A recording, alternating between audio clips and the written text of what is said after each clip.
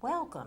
Today we're in the garden with Margaret Brinkhouse, a founding member of the Louisiana Gourd Society and the Louisiana Craft Guild, and Karen Willingham, who is a gourd enthusiast and a master gardener, and she's also a garden artisan, as both of these ladies are.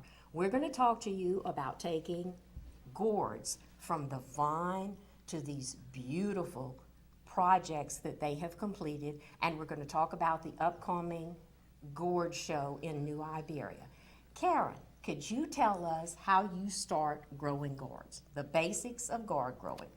Well, gourds have been around for a very long time, and the basics is like you would grow squash or zucchini. You just plant the seeds in a mound. You want to have about 8 feet around them. You plant them in the spring. They take about 140 days to mature, depending on the size of the gourd, on how long it's going to take to dry once it's been growing. You can have them growing up on the trellis, or you can have them growing in a mound, but you want to have about 8 feet if you're going to grow them on the ground. And you mentioned a trellis. You can grow them up on the trellis. I grow the gourds on the trellis, up on sticks, in order to have a lot of area and a small area, because I like growing a lot of gourds and I don't have a lot of space that has a lot of full sun. You want to do full sun. But you could grow them on an arbor. I've grown them accidentally on a tree. That worked out well. Where do you grow your gourds? I grow them, I let some grow on the ground, some on a fence, some on a trellis or an arbor. So you can use your imagination. Oh, definitely. You wait until the ground is warm, about the time that you would plant eggplants is what I tell people, and poke those seeds in the ground and they're going to start growing. They're really not a hard plant to grow. No, I put about 3 seeds per mound or per little space. You want a couple of feet between them if you're going to grow them up. I have them growing in buckets sometimes up on a little trellis and grow little egg gourds. I think we have some pictures to show you what they look like when they start growing. I started in April, and then by May they're starting to come up in the ground. Then you have male and female flowers, but in the beginning they're like squash. The first flowers that come are going to be male flowers. They're going to look different than the female flowers. The female flowers will have, the picture will show you the type of gourd that it is. You'll see that little miniature gourd on there. And you just keep watching. I would go out every day because the moths is what pollinates your gourds. And the moss pollinates the hard shell gourds versus the ornamental gourds. They're different colors. The hard shell gourds, the moths do them at night. The ornamental gourds, they do them during the daytime. They're the yellow flowers. Sometimes you have to help them along by taking the male flower, putting it along with the female flower, and that's how you do gourd sex. And it's really, sort of like growing pumpkins, if you've ever grown pumpkins. Do you fertilize your gourds? I don't. I think one thing that people need to know is that they require a whole lot of water. Especially when the temperatures start getting higher. And a gourd this size will probably weigh about 25 pounds when it's green. But as it dries, then it gets lighter. As they start drying, and that's one way that you can tell that they're curing, correct? That the weight's going to get lighter. Well, I never test them until it's either the stem turns brown or the vine dies. One thing you want to do is keep the gourds on the vine until the vine is dead. Don't take your gourds and cut them off the vine ahead of time, because then they're going to rot on you. So you want to leave them until the vine is dead. Then you want to take them in for harvesting.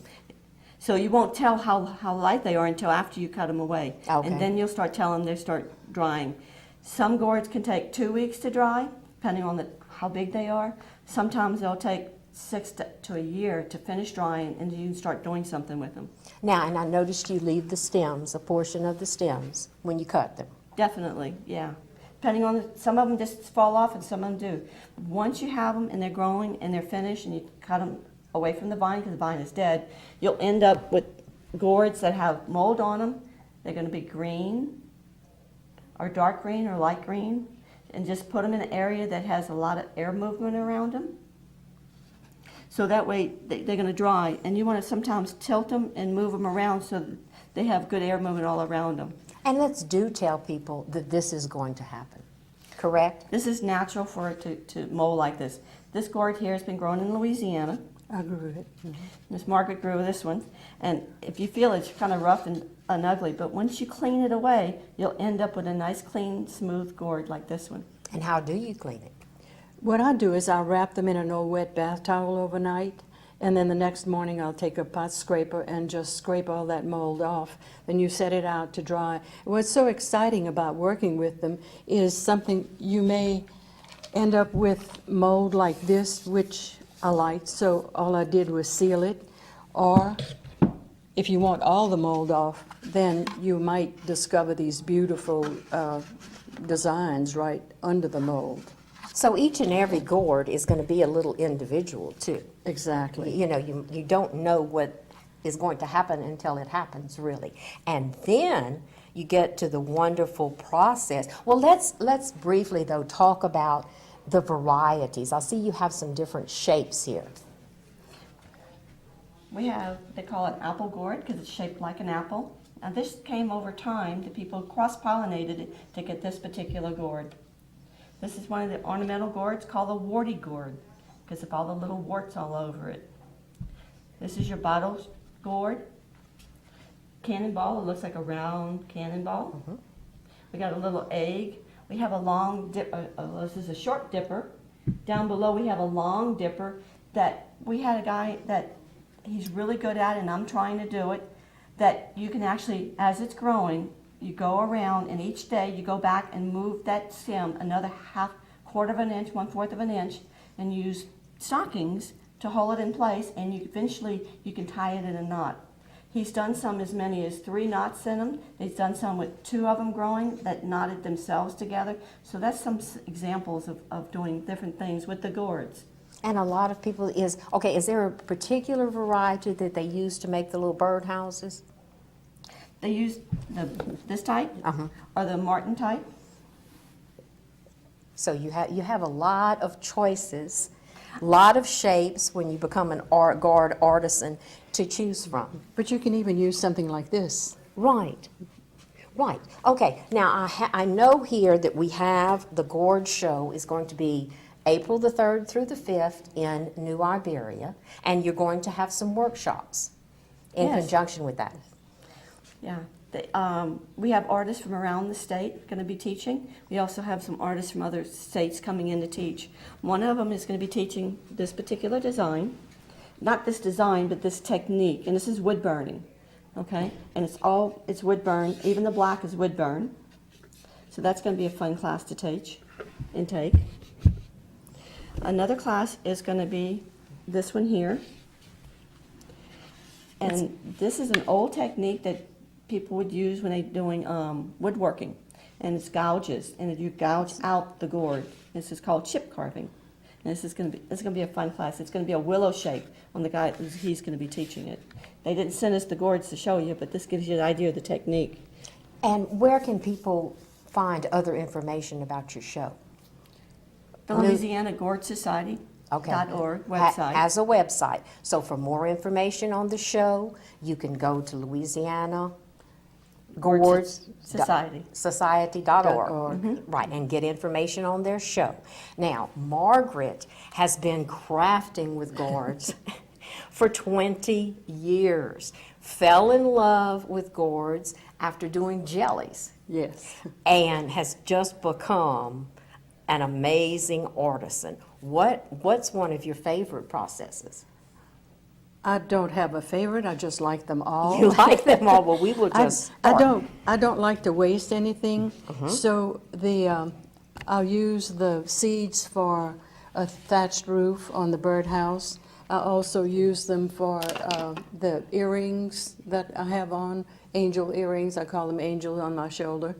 And your pendant yes. is a gourd also- scrap, Yeah, actually. it is.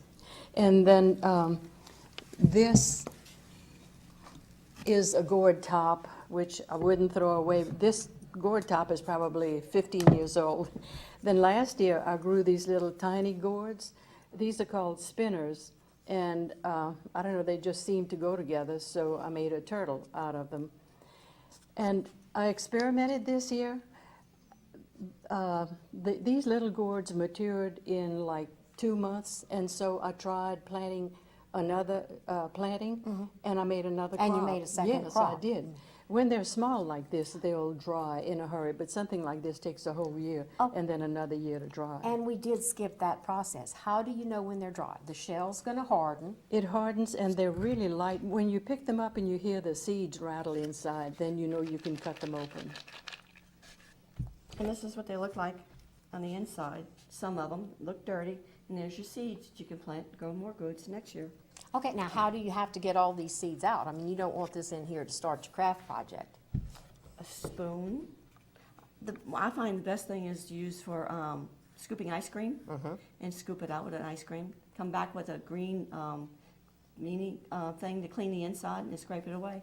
If you wet it down, you got to be careful because the gourd can reshape itself. If it's too wet in one area and stays wet, it could crack it. Now, does the dust bother either one of I you? was going to say that. You have to be very careful when you're cleaning or working with gourds because the gourd dust can become toxic, and it does bother me now. I do have to wear a mask, and you should always wear a mask when you're working with them. Yeah, I definitely suit up, and you can see we have a picture of what needs suiting up, cleaning the gourds. I'll do a bunch of them at one time. Yeah, just make a whole project of it. Why? Do you ever use sandpaper, or you just actually scrape? Sandpaper on the inside, yes, but not on the outside because it could scratch your area on the outside if you're not careful.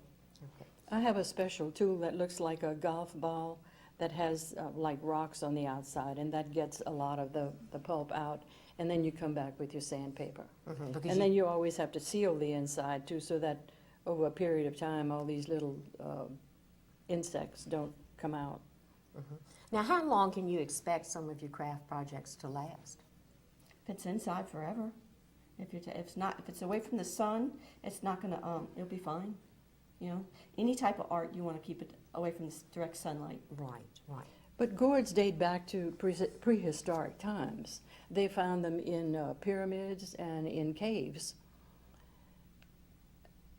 They were used as containers before we had any dishes or baskets or anything to transport the goods. They used them for milk and water, and then they used them as bowls to put their ducks in after they kill them, and to, you know, if they were going to move from one island to another, then they had to protect them from the critters. And there's even speculations that the seeds floated across islands, correct? Across oceans Yes. in the early histories of the world.